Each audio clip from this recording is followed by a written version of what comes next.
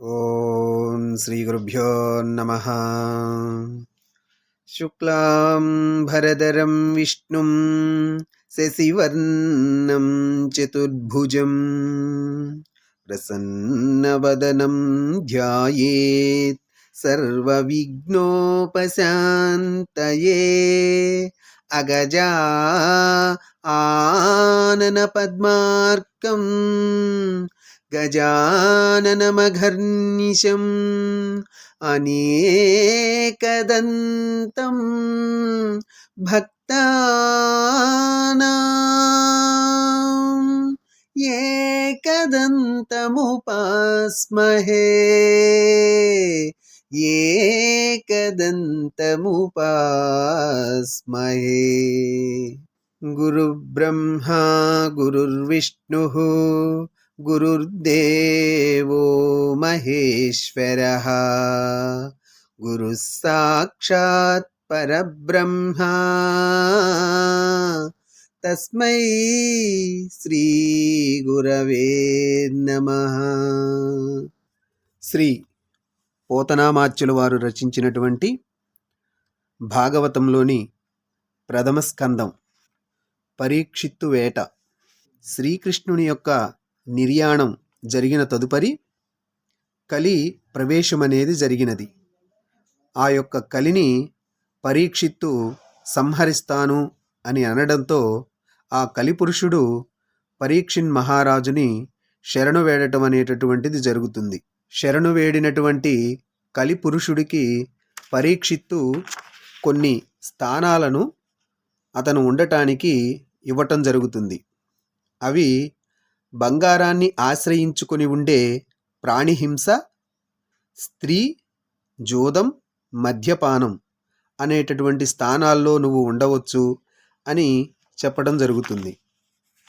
ఇక అలా చెప్పి తన యొక్క రాజ్యానికి వెళ్ళిపోయి రాజ్యపాలన చేస్తూ ఉన్నటువంటి కాలంలో ఎప్పుడైతే కలిపురుషుడికి ఈ యొక్క బంగారాన్ని ఆశ్రయించవచ్చు అనేటటువంటి వరాన్ని పరీక్షిత్తు ఇచ్చి ఉన్నాడో, మహారాజు కనుక పరీక్షిత్తు గారు ఎంతో బంగారంతో కూడినటువంటి ఆభరణాలను, కిరీటాన్ని ధరించి ఉన్నాడు.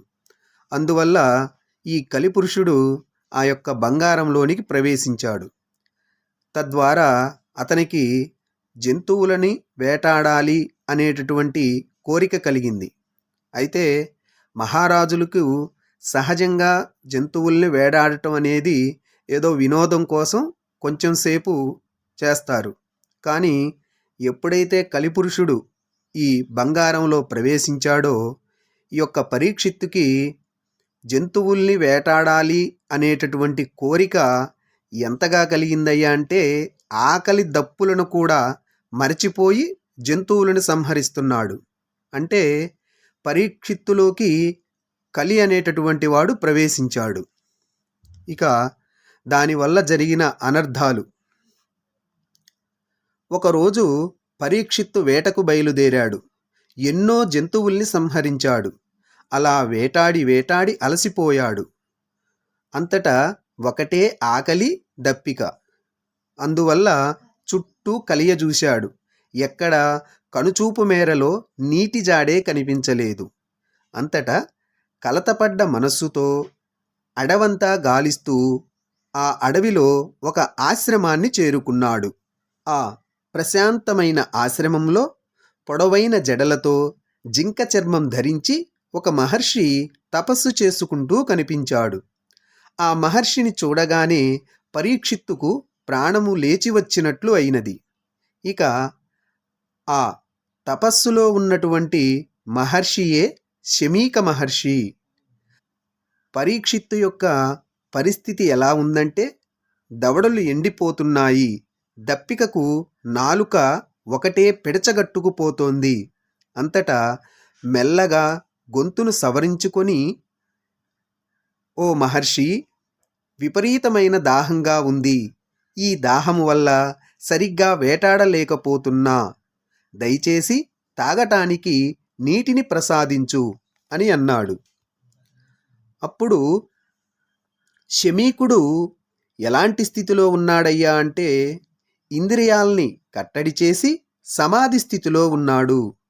అంతటా పరీక్షిత్ మహారాజు నీటిని ఇవ్వండి అని అడిగిన దానికి బదులు పలకలేదు. ఇక శమీక మహర్షి సమాధి స్థితిలో ఉన్నాడు అన్న సంగతిని మరచిపోయాడు పరీక్షిత్ మహారాజు. ఆ విషయము తెలియని రాజు, ఈ బ్రాహ్మణుడికి ఎంత గర్వం, పిలిచినా పలకడు, కన్నులు మూసుకొని కూర్చున్నాడు, కనీసం రమ్మని సైగ అయినా చెయ్యడు అనగా, మహారాజు అంతటి వాడు ఆశ్రమములోకి వస్తే ఎవరైనా సరే ఉచిత ఆసనాన్ని ఇచ్చి వారిని గౌరవించాలి. కనుక అలాంటి మర్యాద కూడా చేయలేదు అని అనుకున్నాడు పరీక్షిత్తు. కనీసం నీళ్లు ఇవ్వడు, కనీస మర్యాద కూడా లేదు. ఎంత తపస్వి అయితే మాత్రం ఇంత అహంభావమా? దాహంతో ఉన్నవాళ్ల దాహం తీర్చడం కనీస ధర్మం కదా అనుకొని రోషాన్ని పూని వింటి కొప్పుతో అక్కడ ఉన్నటువంటి ఒక చచ్చిన పామును తీసి ఆ మహర్షి భుజంపై వేసి మళ్ళీ తనలో తాను ఇలా అనుకుంటున్నాడు, అవును, ఈ మహర్షి కళ్ళు మూసుకొని ధ్యానంలో ఉన్నాడా, లేక వచ్చేపోయే రాజులతో మనకేం పని అని దొంగ సమాధిలో కూర్చున్నాడా అనుకుంటూ తన పురానికి వెళ్ళిపోయాడు. ఆ చుట్టుపక్కలే ఉన్న మునికుమారులు ఆ యొక్క దృశ్యాన్ని చూసి శమీక నందనుడైనటువంటి శృంగి వద్దకు వెళ్ళి జరిగిన విషయాన్ని అంతటినీ కూడా అతనికి తేటతెల్లం చేశారు. ఇక ఎప్పుడైతే తండ్రిగారైనటువంటి శమీక మహర్షి సమాధి స్థితిలో ఉన్నప్పుడు ఒక రాజు వచ్చి అతని మీద ఒక సర్పాన్ని వేసి అవమానించాడు అనేటటువంటి విషయాన్ని తెలుసుకున్నటువంటి శృంగి చివాలున లేచాడు. రోషంతో అదిరిపడుతూ, ఈ రాజులు బలిగా వేసిన అన్నం తిని తెగబలిసిన కాకుల్లాంటి వాళ్ళు, గుమ్మము దగ్గర పడిగాపులు కాచే కుక్కలు, ప్రజారక్షకులై ఉండి ఇలా బ్రాహ్మణులను అవమానించటం ధర్మమా? శ్రీకృష్ణుడు ఈ లోకాన్ని విడిచిపెట్టి వెళ్ళిపోగానే దుర్జనులంతా పేట్రేగిపోతూ సాధుజనుల్ని హింసించటం మొదలుపెట్టారు అంటూ వేగంగా కౌశికీ నదికి వెళ్ళి స్నానము చేసి, నా తండ్రిని ఇంత అవమానించిన ఆ రాజు హరిహరాదులు అడ్డుపడని సరిగ్గా ఈ రోజు నుండి 7వ రోజు తక్షకుడి విషము వల్ల మరణించుగాక అని శపించాడు. అంతటా ఆశ్రమానికి తిరిగి వచ్చి సమాధిలో ఉన్న తండ్రిని చూశాడు. అతడి కడుపు తరుక్కుపోయినది. తండ్రి మెడలో ఉన్న పాము మళ్ళీ బతికి తండ్రిని కరుస్తుందేమోనని అతడికి భయంగా ఉంది. తీయడం ఎలా? తండ్రిని కాపాడాలి. గట్టిగా అరుస్తూ ముల్లందరినీ పిలవసాగాడు. అతడి అరుపులు విన్న శమీకుడికి మెలకువ వచ్చింది. అంతట కళ్ళు తెరిచాడు. కొడుకును చూసి, నాయనా, మనం ఎవరికీ ఏ కీడు చెయ్యమే, ఎందుకు నువ్విలా ఏడుస్తున్నావు? ఈ పాము నా మెడలోకి ఎలా వచ్చింది అని అడిగాడు. ఇక తన కుమారుడైనటువంటి శృంగి జరిగినదంతా చెప్పాడు. శమీకుడు దివ్యదృష్టి సారించి ఆ రాజు పరీక్షిత్తు అని తెలుసుకున్నాడు. కొడుకు చేసిన పనికి అతడు సంతోషించలేదు. ఆరా, ఇదేమంత ఘోరమైన ద్రోహము కాదే, అంత మాత్రానికే ఇంత కఠినమైన శాపమెందుకు విధించావు నాయనా? అసలే ఆ పరీక్షిత్తు తల్లి కడుపులో నానా అగచాట్లు పడి చివరికి శ్రీకృష్ణుడి దయవల్ల బతికి బట్టకట్టాడు. ప్రజారంజకుడై పరిపాలన సాగిస్తున్నాడు. అటువంటి రాజుకా ఇంతటి శాపం? శ్రీకృష్ణ పరమాత్మ లేని ఈ లోకం కాపరిలేని గొర్రెల మందలాగా అస్తవ్యస్తంగా ఉంది. లోక కంటకులు, దొంగలు చెలరేగిపోతుంటే ఇంతటి గడ్డు కాలంలో ఈ రాజు ఒక్కడే సమదృష్టితో లోకాన్ని పాలిస్తున్నాడు. అటువంటి రాజుకు ఇంత చిన్న తప్పుకు అంత పెద్ద శిక్ష? నీ శాపం వల్ల ఇప్పుడు మనకు పాపం చుట్టుకుంది. ఎందుకంటే రాజులేని రాజ్యంలో అరాచకం పెరిగిపోతుంది. బలవంతుడు బలహీనుణ్ణి దోచుకుంటాడు. జారులు, చోరులు విచ్చలవిడిగా సంచరిస్తారు. పరస్పర కలహాలు భగ్గుమంటాయి. వర్ణాశ్రమ ధర్మాలు మంటగలిసిపోతాయి. కనుక పరీక్షిత్తు పరమ భాగవతోత్తముడు, భారత వంశములో పుట్టినవాడు, అశ్వమేధ యాగము చేసిన ఆచారపరాయణుడు, నీతియుతుడు, రాజకులైక భూషణుడు. అంతటి మహారాజు మన గడ్డపై కాలు మోపితే ఆదరించి అర్చించి సత్కరించాలి గాని ఇలా శపించడం ధర్మమా? ఓ భగవంతుడా, నా కొడుకు చేసిన పాపాన్ని తొలగించు స్వామి. చంపినా తిట్టినా కొట్టినా పరమ భాగవతులు తిరిగి అపకారం తలపెట్టరు. కాబట్టి రాజు నిన్నేమీ చెయ్యడు. ఎందుకనగా సజ్జనులు ఇతరులు చేసిన ఉపకారానికి అపకారానికి కుంగిపోరు. సుఖ దుఃఖాలు వాళ్ళ ఆత్మకు అంటుకోవు అంటూ శమీక మహర్షి శాపము గురించి తన యొక్క శిష్యుడి ద్వారా పరీక్షిత్తు మహారాజుకు తెలియపరిచాడు. ఇక పరీక్షిత్తు మహారాజు ఈ యొక్క శాపాన్ని శమీక మహర్షి యొక్క శిష్యుడి ద్వారా విని తనలో తాను ఈ విధంగా ప్రశ్నించుకుంటున్నాడు. అసలు నేను వేటకు ఎందుకు వెళ్ళాను? వెళ్తే వెళ్ళాను గాని ఆ మహర్షి మెడలో పామును ఎందుకు వేశాను? ఇంతటి పాపానికి ఎందుకు సహించాను? ఆలోచిస్తే ఇదంతా దైవ సంకల్పంలా ఉంది. దీనిని ఎవరూ దాటలేరు. ఇంక ఇప్పుడు కీడు తథ్యం. పోని తక్షకుడి విషాగ్నికి ప్రాణాలు పోతే పోని, రాజ్యభోగాలు పోని, కాని అశాశ్వతమైన ఈ జీవితం కోసం తిరిగి ఆ మునికుమారుణ్ణి ఎలా తిరిగి శపించేది? అయినా నాదే తప్పు. నేను గొప్ప రాజుననే అహంకారంతో అంత నీచమైన పని చేస్తే అది తెలిసిన ఏ కొడుకు తిట్టకుండా ఉంటాడు? గోవులకు, బ్రాహ్మణులకు, దేవతలకు కీడు తలపెట్టే ఈ పాడుబుద్ధి నాకెందుకు కలిగింది? దీనిని నేను ఎలా నివారించగలను అని పరిపరి విధాలుగా పోతున్నాయి పరీక్షిత్తు ఆలోచనలు. దామోదర పాదభక్తి వల్ల కామక్రోధాదుల్ని జయించినవాడు కాబట్టి శృంగిని తిరిగి శపించగలిగి ఉండి కూడా కోపం తెచ్చుకోలేదు. ఇక శాపవృత్తాంతం తక్షకుడికి తెలిసింది. సమయం కోసం నిరీక్షిస్తూ ఉన్నాడు.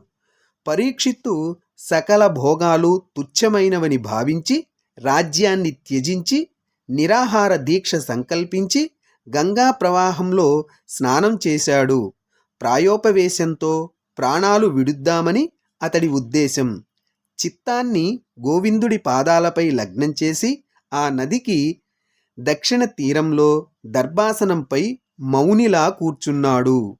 ఇక పరీక్షిన్ మహారాజు ప్రాయోపవేశం చేయబోతున్నాడన్న వార్త లోకమంతా వ్యాపించినది. అంతటా అత్రి, విశ్వామిత్ర, మైత్రేయ, భృగు, వశిష్ఠ, పరాశర, చ్యవన, భరద్వాజ, పరశురామ, దేవల, గౌతమ, కశ్యప, కషవ, కన్య, కణ్వ, కలశ సంభవ, వ్యాస, పర్వత, నారదాది బ్రహ్మర్షులు, దేవర్షులు, రాజర్షులు విచ్చేశారు. గణాది కాండర్షులు తమ శిష్య సమేతంగా అక్కడికి వచ్చారు. పరీక్షిన్ నరేంద్రుడు సాదరంగా వారికి ఎదురేగి అతిథి సత్కారాలు చేసి సముచిత ఆసనాలపై వారిని కూర్చోబెట్టాడు. అంతటా చేతులు జోడించి, కృపాత్ములారా, నేను కోపానికి లొంగి సహనాన్ని పాటించలేక ఒక చచ్చిన పామును శమీక మహర్షి మూపుపై వేసి అవమానించాను.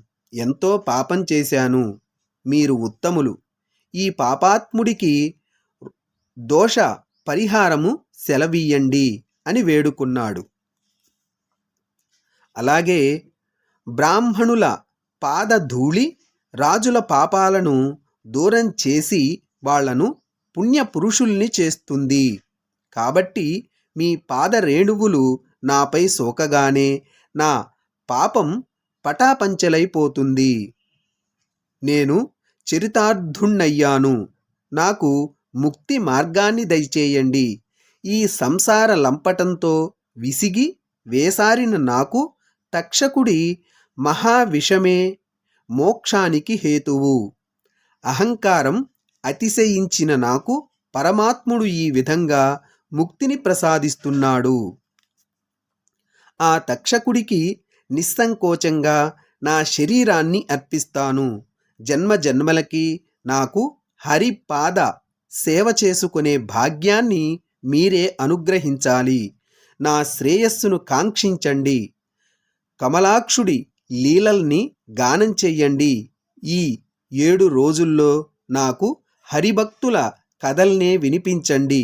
నన్ను ధన్యుణ్ణి చేసి కైవల్య మార్గము చూపించండి అని, అమ్మా గంగమ్మ తల్లి, నిన్ను దర్శించిన వాళ్లను పొమ్ము అని మోక్షానికి పంపిస్తావట. దయతో లేవమ్మా, నీ రూపంతో రావమ్మా, రమ్యతరంగా గంగా నాకు దర్శనమివ్వమ్మా అని ప్రార్థించాడు. ఇక జనమేజయుడికి రాజ్యము అప్పగించి కొనలు తూర్పుకు ఉండే విధంగా దర్భాసనం వేసుకొని ఉత్తరం వైపు తిరిగి కూర్చున్నాడు.